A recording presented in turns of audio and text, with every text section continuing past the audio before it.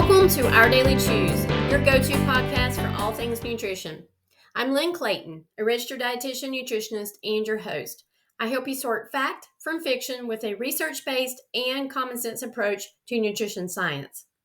I'm continuing in my series on diabetes control and prevention. Today, we're tackling a question that many people have when it comes to knowing their numbers. What should my blood sugar be?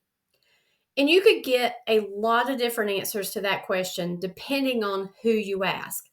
But we're going to dive into the research to find what's recommended and get a general consensus on what a healthy blood sugar number should be. Then we'll learn what ranges define normal, prediabetes, or diabetes. So grab a cup of coffee or maybe just a glass of water, check your blood sugar if you can, and let's get started.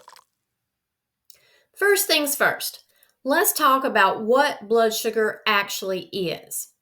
Blood sugar, or glucose, is the main sugar found in your blood. It comes from the food you eat and is your body's primary source of energy. Imagine your bloodstream as a river and glucose as little boats carrying energy to all the cells in your body. Too many or too few boats can cause traffic jams or leave some parts without energy, which leads to problems. Now let's talk about what we consider normal blood sugar levels for those without diabetes.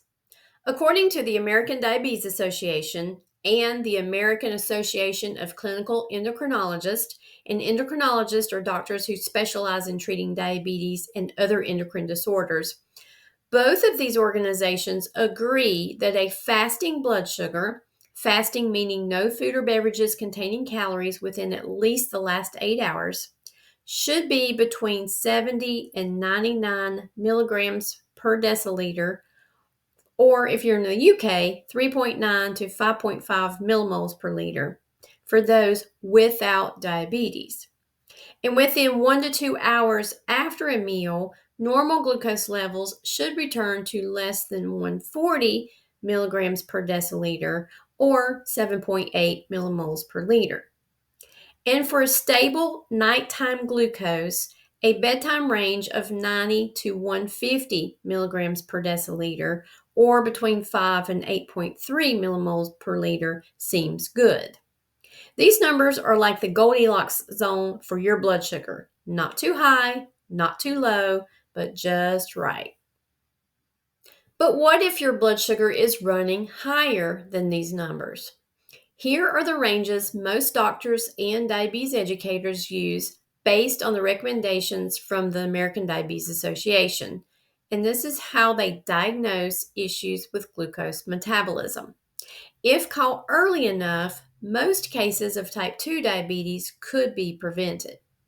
So in the prediabetes range, this means if you're fasting and you check your blood sugar, it's going to run between 100 and 125 milligrams per deciliter, or that's 5.6 to 6.9 millimoles per liter.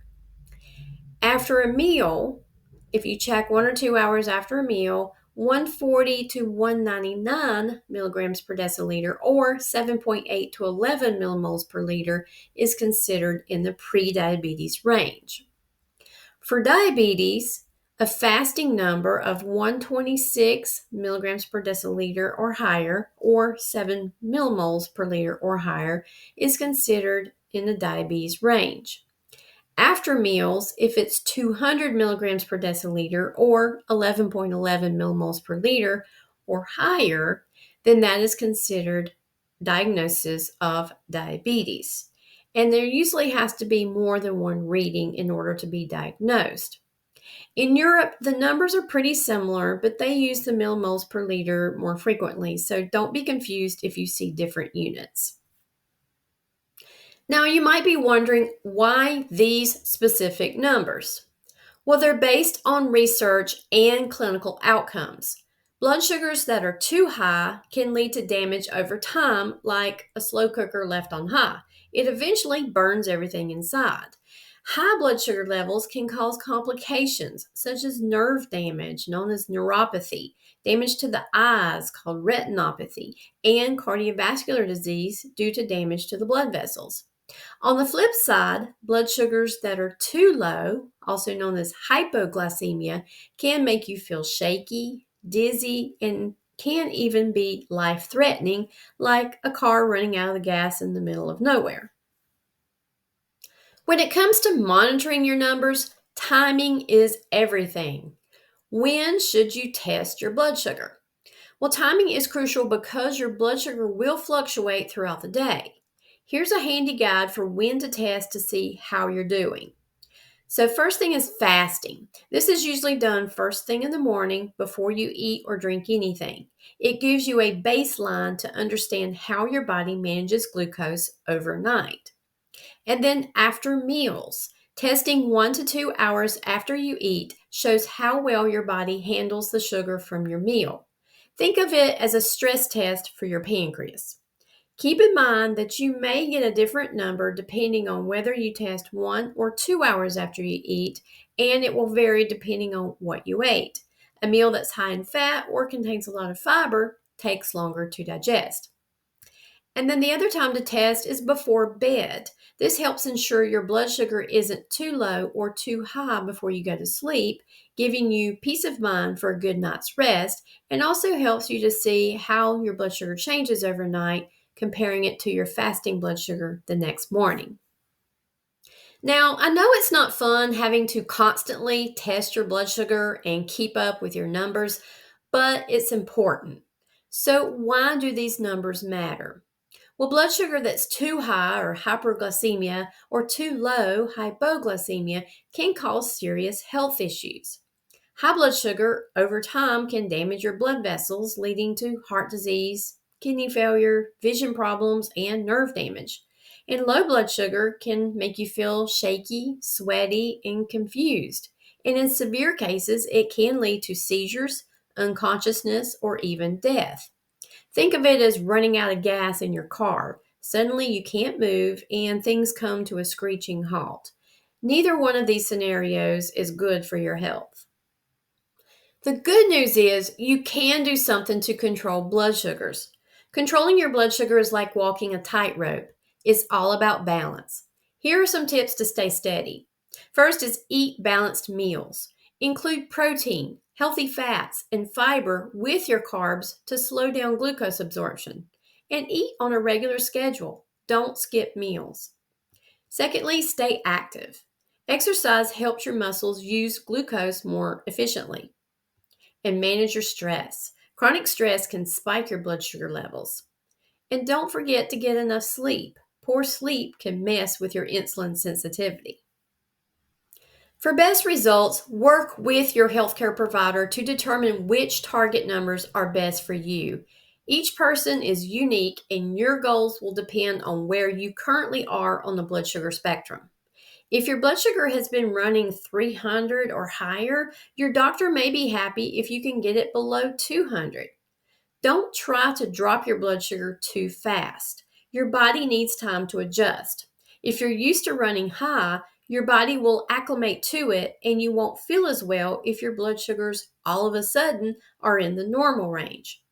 Work on lowering your numbers gradually in a sustainable way to help you feel better and avoid complications. And we didn't necessarily discuss hemoglobin A1C numbers in this episode, which is an average of your blood sugars. But just know that if your A1C is above 8%, then that's generally considered unacceptable by all guidelines. So if your A1C is 8% or above, your healthcare provider will want to start diabetes medications immediately, whether that's pills or insulin, to get those glucose numbers down to the target ranges. And even if you have to start a medication or insulin, you can still work on dietary and lifestyle changes to help meet your goals. If you listen to episode 26 that addressed the question, can diabetes be reversed? I discussed how to get those numbers back to normal. Some guidelines mention diabetes remission as the ultimate goal.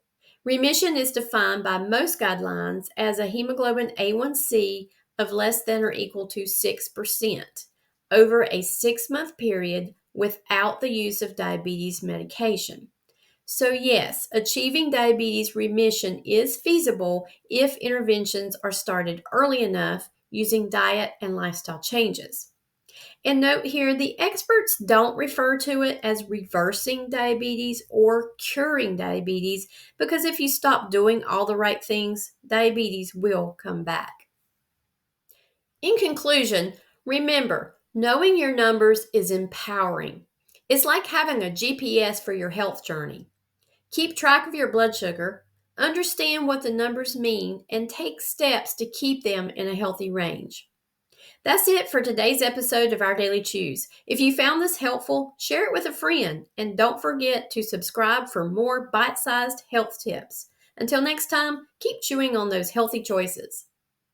This podcast is sponsored by Clayton Nutrition, a private medical nutrition therapy practice offering telehealth services for those needing nutrition therapy to prevent, treat, or manage chronic health issues. Whether it's diabetes, cardiovascular concerns, food allergies, digestive issues, or weight management, we focus on good nutrition for better health. Check out my resources, blog articles, and one-to-one nutrition services at claytonnutrition.com. For additional support with managing diabetes, Clayton Nutrition offers an online course called Better Diabetes Control. This self-paced video course provides valuable information to help you get the best diabetes control possible.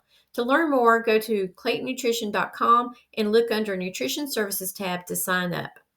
If you prefer to work personally with a dietitian and diabetes educator, you can schedule an initial consultation with me by going to claytonnutrition.com and schedule now under Nutrition Services tab.